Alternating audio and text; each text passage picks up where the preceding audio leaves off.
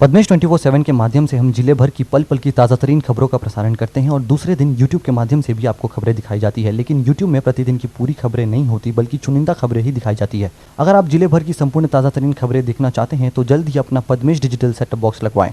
Setup box लगवाने के लिए संपर्क करें 07632240222 या फिर 8319969927।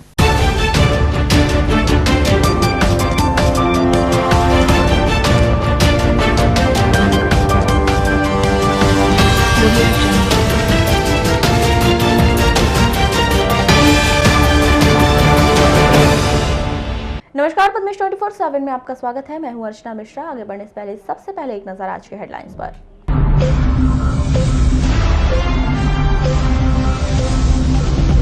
जश्न के साथ नए वर्ष का आगाज। नए वर्ष में बदलेंगे कुछ नियम। विवाह के लिए मिलेंगे महज 38 मुहूर्त। बालाघाट बना मनरेगा में सबसे ज्यादा काम देने वाला जिला। जल्द दावा कर सकते हैं अधिकारी। गौ तस्करी की घटना में लिप्त आरोपियों पर अवैध अतिक्रमण पर प्रशासन का चला बुलडोजर। बोलेरो की टक्कर से 3 वर्षीय बालक की मौत, बहन और दादा गंभीर रूप से घायल। वसूली के आदेश के एक दिन बाद गर्रा पंचायत के सचिव किए गए निलंबित। और अब खबरें विस्तार से। जिले के किरनापुर थाना अंतर्गत लांजी रोड ग्राम सेवती में एक बेलगाम चौपहिया वाहन की चपेट में आने से साइकिल में सवार एक 3 वर्षीय बालक गौरांश पिता संजय वामनकर की मौत हो गई। वहीं इस घटना में 7 वर्षीय बालिका और इस लड़की के दादा गंभीर रूप से घायल हो गए। दोनों घायल महेश वामनकर 52 वर्ष और धारावी पिता संजय वामनकर 7 वर्ष ग्राम सेवती थाना किरनापुर निवासी को जिला अस्पताल में भर्ती किया गया। 31 दिसंबर की शाम 6 बजे यह दुर्घटना उस समय हुई जब महेश वामनकर दोनों बच्चों को साइकिल में बैठाकर अपने घर से बस्ती तरफ जा रहा था। धारावी की हालत गंभीर बताई गई है, जिसे तुरंत ही मेडिकल कॉलेज रेफर कर दिया गया। प्रधान आरक्षक हुकुमचंद उइके ने पद्मेश न्यूज को बताया कि यह दुर्घटना थाना के ग्राम सेवती में हुई। घायल महेश वामनकर से पूछताछ करने पर उसे बताया गया कि दोनों नाती गौरव और धारावी को साइकिल में लेकर अपने बड़े भाई चुन्नीलाल के घर जा रहे थे। तभी घर के पास किरनापुर तरफ से आ रहे बोलेरो जैसे वाहन ने साइकिल को ठोकर मार दी, जिससे तीनों घायल हो गए। प्रधान आरक्षक श्री उइके ने बताया कि तीनों घायलों को जिला अस्पताल लाया गया, जहां डॉक्टर ने बालक गौरांश को मृत घोषित कर दिया। धारावी की हालत गंभीर बनी हुई है, जिसमें यदि प्राप्त होने पर अस्पताल आने पर पता चला कि गौरांश वामनकर की मृत्यु हो चुकी है एवं धारावी वामनकर और महेश वामनकर गंभीर रूप से घायल हैं। बयान लेने महेश वामनकर से पूछताछ कर कथन लेने पर पता चला कि महेश वामनकर अपने दोनों नातियों को गौरांश और धारावी को लेकर के अपने बड़े भाई चुन्नीलाल के घर सिवती में ही जा रहा था।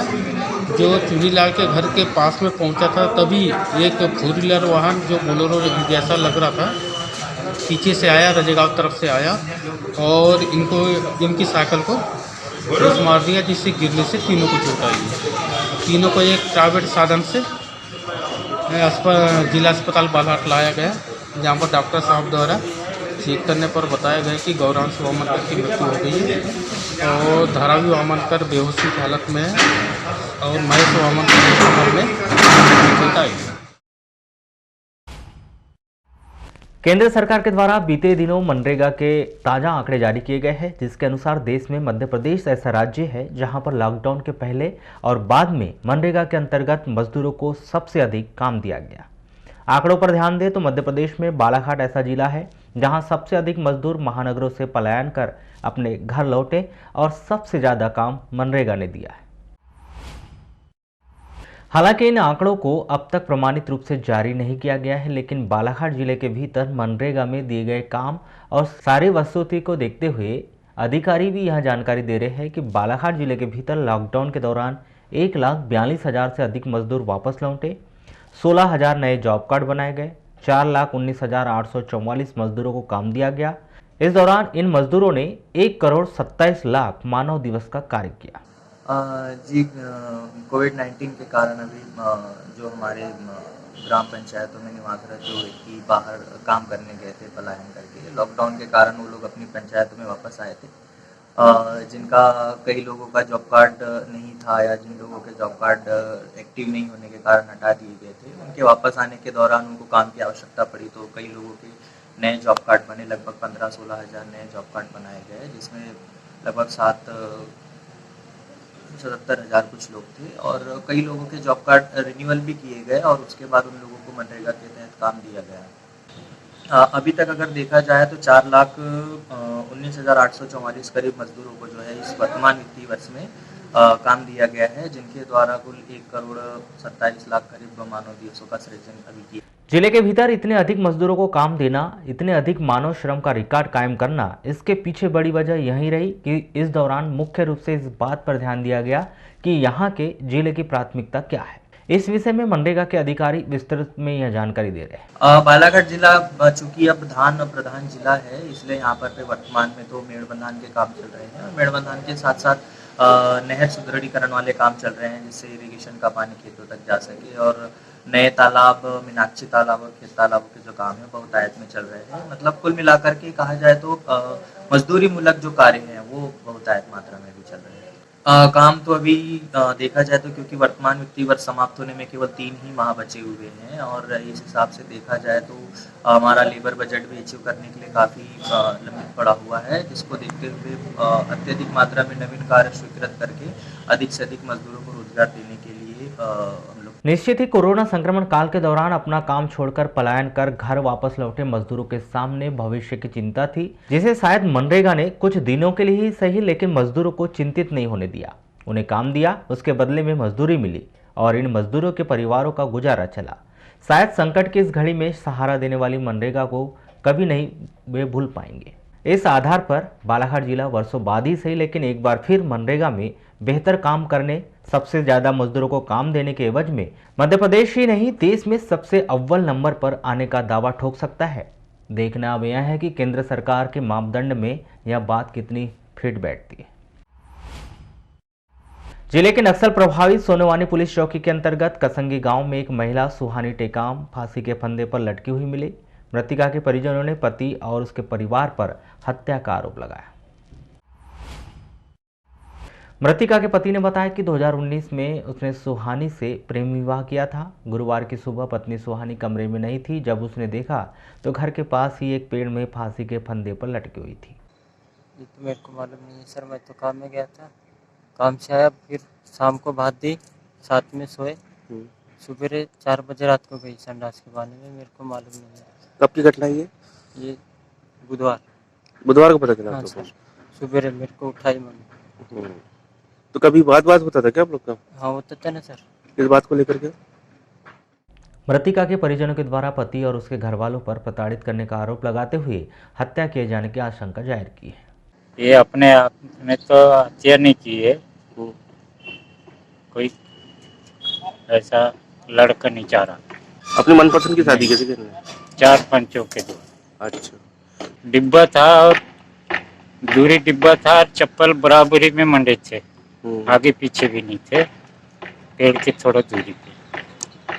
उसके मम्मी वगैरह बताएं कि 2 दिन कमरे में कोंड के मारा है कह के, हर निशानी भी बता रही थी, कह कितना बार बताया, अपने मम्मी को बताया, मेरे को नहीं बताया। करता था उसमें? हाँ, परेशान, हर 1 महीना के अंदर जान निकाल डालूंगा ऐसा बोला है कह के बता रही थी वो अपने मम्मी को।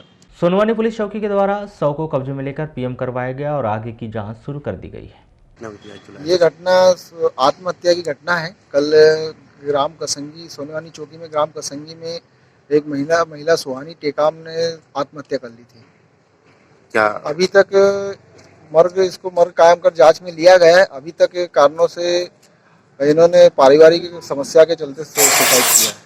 सर कहाँ की घटना है ये घटना ग्राम कसंगी की है। सर क्या घर की बात है क्या? हाँ, घर की बात है। घर से थोड़ा सा आगे एक पेड़ से लटकी हुई डेड बॉडी मिली थी।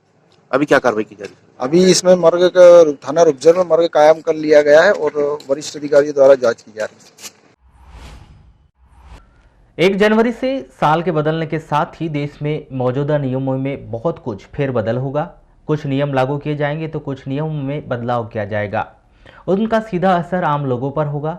इन नियमों से आप कितना प्रभावित होंगे, इस खबर के बाद आपको भी जानकारी मिल जाएगी। सबसे पहले बात करते हैं सड़कों पर दौड़ने वाली मोटरसाइकिल की। यदि आप नए साल में मोटरसाइकिल खरीदने की योजना बना रहे हैं तो आपको बजट में थोड़ा फेरबदल करना होगा, क्योंकि नए साल में मोटरसाइकिल के दाम बढ़ने की पूरी उम्मीद है। हालांकि अब तक शहर में संचालित मोटरसाइकिल एजेंसी धारकों को नई रेट सूची नहीं भेजी गई। अभी तक ऐसा सरकारी आदेश तो या फिर ऐसा कुछ कंपनी से कोई निर्देश तो आया नहीं है रेट के ऊपर। हाँ, बाकी संभावना ऐसी जरूर लग रही है कि कुछ रेट्स में बढ़ोतरी हो सकती है। टू व्हीलर पे अभी ऐसा लगा तो नहीं है कि अभी बढ़ेगा, पर बाकी फिर भी हमें अनुभव ऐसा लग रहा है कि बढ़ेगा शायद। ये कीमतें जो बढ़ रही है तो ये बहुत सारी चीज़ें डिपेंड करती है, डीजल, पेट्रोल और लोहा, ये सारी चीज़ें महंगी हो रही है। एक ही चीज़ इसके ऊपर नहीं है, बहुत सारी चीज़ें हैं कि बढ़ोतरी हो रही है। ट्रांसपोर्टिंग में हमारा भाड़ा बढ़ रहा है, जैसे लोहे के रेट बढ़ रहे हैं, इस वजह से भी कुछ कीमतें बढ़। कंपनी से अभी तक ऐसे कोई आदेश नहीं आया सर लिखित में हमारे पास में कि रेट बढ़ने वाले हैं। जैसे मार्केट में जो सोशल मीडिया पे जो चल रहा है, पेपर वेपर में जो कटिंग वटिंग, उसी से हमको ऐसा लग रहा है कि रेट बढ़ रहे हैं। 1000 से 2000 के बीच में 1500 तक भी बढ़ा सकती है। बात जो आयरन की जो कीमत में बढ़ोतरी हुई है, लोहे की कीमत में, तो उससे ऐसा लग रहा है कि गाड़ियों की कीमत इस वजह से बढ़ी जा रही है। व्यापार में प्रभाव पड़ेगा सर, 1000-1500 रुपये मायने रखते हैं, व्यापार में प्रभाव पड़ेगा कीमतों से। बालाघाट जिले से रोजाना सैकड़ों लोग छत्तीसगढ़ की राजधानी रायपुर और महाराष्ट्र के नागपुर के लिए रोड से सफर करते हैं। इस दौरान उन्हें आधा दर्जन टोल बूथों पर टोल जमा करना होता है, लेकिन अब यहाँ भी नियम बदल गए हैं। नए नियम के तहत नकदी से काम नहीं चलेगा, अब फास्टैग से उन्हें रिचार्ज कर अपना सफर करना होगा। फास्टैग अनिवार्य होने से एक तो हर गाड़ी सशुल्क नाके से निकलेगी, समय की बचत होगी। इसके अलावा हर गाड़ी का डेटा भी रहेगा उनके पास। अभी तो सिर्फ गाड़ियाँ निकलती थी और कोई 50 कोई 100 दे करके। फास्टैग हो गया 1 तारीख से, ये अच्छी बात हो गई है। बहुत अच्छा है, जो ट्रैफिक होता है उसको कंट्रोल करने के लिए बहुत अच्छा नियम है। इसमें सरकार की प्रशंसा करना चाहिए। इसको ऑनलाइन भी किया जा सकता है, इसका रजिस्ट्रेशन, और उससे आदमी जो ट्रैफिक में फंसा है वो निकल जाता है। टोल टैक्स के लिए लंबी लंबी लाइन लगती है, वो टोल टैक्स और वहाँ ज़्यादा वसूली किया जाता है। फास्टैग में एक लिमिटेड टैक्स लगता है, उससे पैसे की भी बचत होती है और समय की भी बचत होती है। वर्तमान समय में यूथ सिंबल से लेकर हर उम्र के व्यक्ति की महती जरूरत बन चुके मोबाइल और उस पर चल रहे व्हाट्सएप में नए साल में व्हाट्सएप के लिए कुछ नए नियम बदल रहे हैं। यह मैसेज ऐप उन डिवाइस पर काम नहीं करेगा जिसमें कम से कम एंड्रॉयड 4.3 ऑपरेटिंग सिस्टम या XiOS 10 मौजूद नहीं है। व्हाट्सएप को लेकर के लोगों में भ्रांति है कि व्हाट्सएप अब मोबाइलों पे चलना बंद हो जाएगा। जो पुराने ऑपरेटिंग सिस्टम थे एंड्रॉयड के या फिर iOS के, उन पे बंद हो जाएगा। 4.03 जो चला आता था, शायद लॉलीपॉप के नाम से था एंड्रॉयड में, उस पर अब चलना बंद हो जाएगा। और दूसरा iOS के 9 ऑपरेटिंग सिस्टम पे, तो वो तो सर पुरानी चीज़ें हैं, उसमें कुछ खास नहीं है। अब तो ऑपरेटिंग सिस्टम चलते भी नहीं है। तो सभी के पास 4G हैंडसेट और नियर में अगले साल तक सभी के पास 5G तक आ जाएंगे। और इनमें तो लगातार ऑपरेटिंग सिस्टम बदलते रहता है, अपडेशन आते रहता है। पुराने फ़ोन तो मेरे ख्याल से बचे ही नहीं होंगे लोगों के पास, तो इसमें कुछ खास बदलाव की ज़रूरत नहीं है। निश्चित ही इसके अलावा कुछ नियम और बदल रहे हैं जिसको लेकर आदेश नहीं आए हैं, इसलिए लोगों में अभी असमंजस की स्थिति है। इसलिए व्यापारी से लेकर आम आदमी और कुछ सरकारी अधिकारी इस विषय पर ज़्यादा जानकारी नहीं दे पा रहे, जिसमें कुछ बदलाव छोटे कारोबारियों को राहत देने की है। सालाना 5 करोड़ रुपए तक का कारोबार करने वाले छोटे व्यापारियों को नए वर्ष से साल में केवल 4 बार बिक्री रिटर्न दाखिल करना होगा। वर्तमान में कारोबारियों को मासिक आधार पर 12 रिटर्न दाखिल करने होते थे। 31 दिसंबर को जिला प्रशासन द्वारा लांजी तहसील के ग्राम टिमकी टोला में शासकीय भूमि पर किए गए अतिक्रमण को हटाने की कार्यवाही की गई है। रिसेवाड़ा ग्राम पंचायत के ग्राम टिमकी टोला के 2 व्यक्तियों का अतिक्रमण आज हटाया गया है। लांजी एसडीएम रविंद्र परमार, अतिरिक्त पुलिस अधीक्षक गौतम सोलंकी और अनुविभागीय अधिकारी पुलिस दुर्गेश आर्मो पूरे दल बल के साथ टिमकी टोला में अतिक्रमण हटाने की कार्यवाही के दौरान मौजूद थे। 31 दिसंबर की कार्यवाही में टिमकी टोला के खेमा खान एवं पीरू खान के 6 डिसमिल शासकीय भूमि के अतिक्रमण को सख्ती से हटा दिया गया है। टिमकी टोला के कुछ लोगों द्वारा गौ तस्करी एवं अन्य असामाजिक आपराधिक गतिविधियां की जा रही हैं। जिला प्रशासन द्वारा उनके खिलाफ निरंतर कार्रवाई की जा रही है। आपराधिक गतिविधियों में लिप्त टिमकी टोला के इन लोगों के खिलाफ थाने में प्रकरण दर्ज है और उनके खिलाफ कार्रवाई भी की जा रही है। टिमकी टोला के 3 लोग शहबाज खान उमर खान और नूर खान उर्फ फुल्ले पिता मोहम्मद खान के खिलाफ हाल ही में जिला बदर की कार्रवाई की गई है।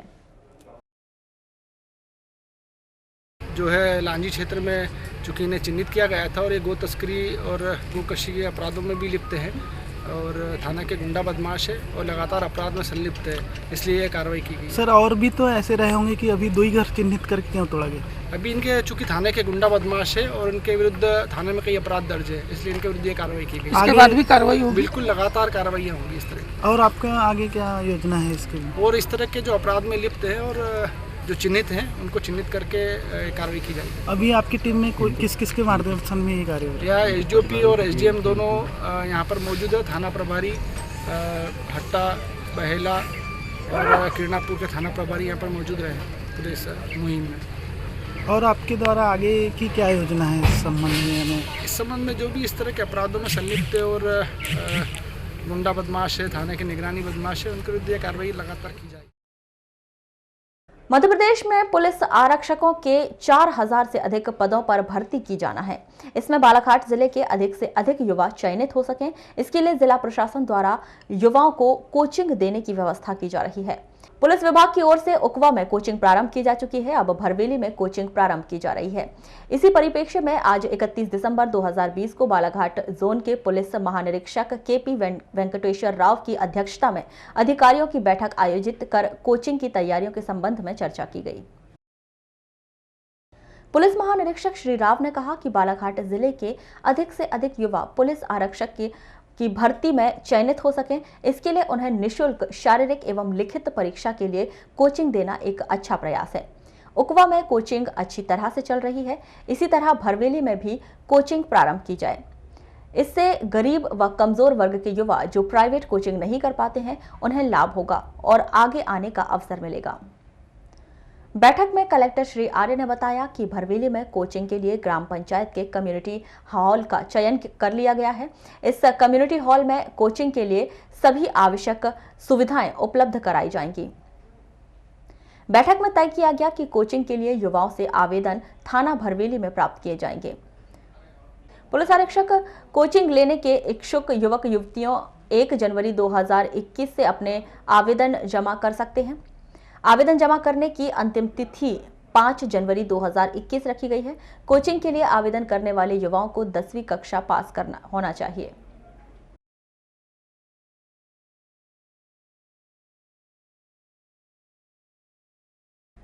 पुलिस महानिरीक्षक केपी वेंकटेश्वर राव के पदोन्नत होकर अतिरिक्त पुलिस महानिदेशक बनने पर सभी अधिकारियों ने उन्हें बधाई दी और उज्जवल भविष्य के लिए शुभकामनाएं दी।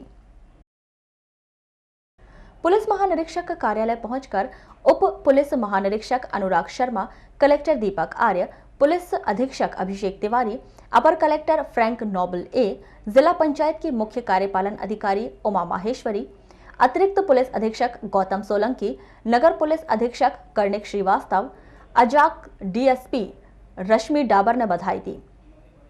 बता दें कि पुलिस महानिरीक्षक केपी वेंकटेश्वर राव का कार्यकाल बहुत ही सराहनीय है। अपने जूनियर अधिकारियों के साथ बेहतर तालमेल बैठाने की वजह से बीते 2 साल के दौरान नक्सल उन्मूलन के लिए बहुत अच्छे काम किए गए।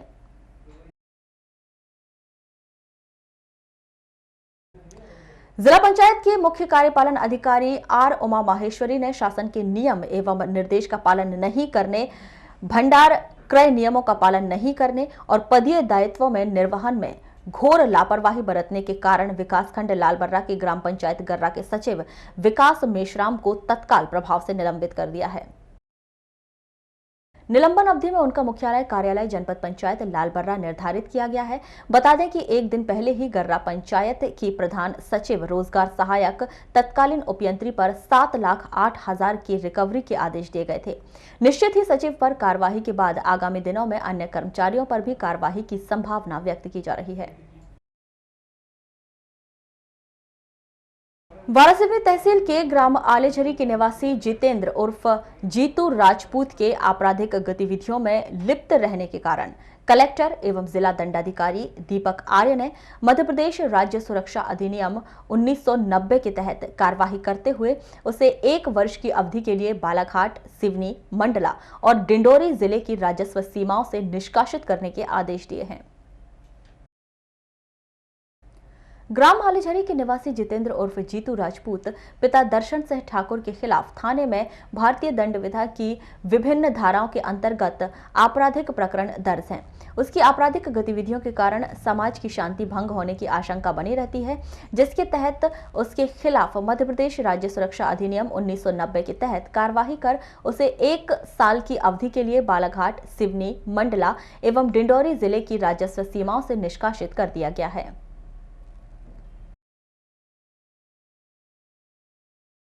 वारासिवनी दक्षिण सामान्य वन मंडल वन परिक्षेत्र कार्यालय वारासिवनी अंतर्गत ग्राम गर्रा में बुधवार को वन विभाग ने विलुप्त प्रजाति का वन्य प्राणी पेंगुलिन की स्कल के साथ चतुर सिंह उइके और ढगेल सिंह मड़ावी को गिरफ्तार कर कार्यालय लाया गया था, जहां से दोनों को गुरुवार को न्यायालय के समक्ष पेश किया, जहां से न्यायालय ने उन्हें जेल भिजवा दिया है। वन विभाग से मिली जानकारी के अनुसार वन विभाग को लंबे समय से एक पेंगुलिन तस्करी गिरोह की सूचना थी, जिस पर विभाग के द्वारा मुखबिर लगातार तस्दीक की जा रही थी, लेकिन उक्त गिरोह हाथ में नहीं आ रहा था, जिसको देखते हुए वन विभाग के द्वारा खरीदार बनकर तस्कर गिरोह से चर्चा की गई। ऐसे में वन विभाग से और सौदा किया गया, लेकिन लालच में उक्त लोग दूसरा सौदा करने की फिराक में थे। तभी गिरोह के 2 व्यक्ति एक मोटरसाइकिल पर जा रहे थे, जिन्हें रोककर पूछताछ करने के लिए वन विभाग ने रोका तो बाइक सवार एक व्यक्ति भाग गया और एक व्यक्ति पकड़ा गया। कुछ लोग जो है ना ये टाइगर इसका पेंगुलिन का स्केल जो है ना सील करने के उसमें है, ठीक है। और इसमें हमने अभी जो है चतुर सिंह और ठगे लाल सिंह को गिरफ्तार किया है। चतुर सिंह जो रहने वाले हैं वो गांगुलपारा तहसील बालाघाट जिला भरवेली के हैं और ठगे सिंह जो हैं वो केसले के हैं, ठीक है। सर इनके पास से क्या क्या बरामद किया गया है? अभी तो फिलहाल हमने जो है ये लगभग आप देख रहे हो 7 किलो ना, 7 किलो हम लोगों ने पेंगुलिन के स्केल जब्त किए हैं, ठीक है। और अभी उनकी सारी कार्रवाई करने के पश्चात जो है माननीय न्यायालय के सामने हम जो है ये देखिए इनका तो रेगुलर का वर्क होता है। हम खुद स्वयं व्यापारी बन के गया था, मैं स्वयं गया था, ठीक है। और मैं व्यापारी बनने के बाद में मैंने इनसे परचेज किया था, ठीक है।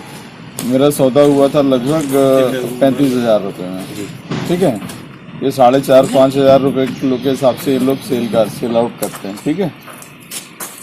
तो हमने कल इनको अरेस्ट किए हैं और अभी माननीय न्यायालय के सामने प्रस्तुत करेंगे। तो ये थी अभी तक की खास खबरें। अगले न्यूज बुलेटिन के साथ फिर मुलाकात होगी, तब तक के लिए नमस्कार।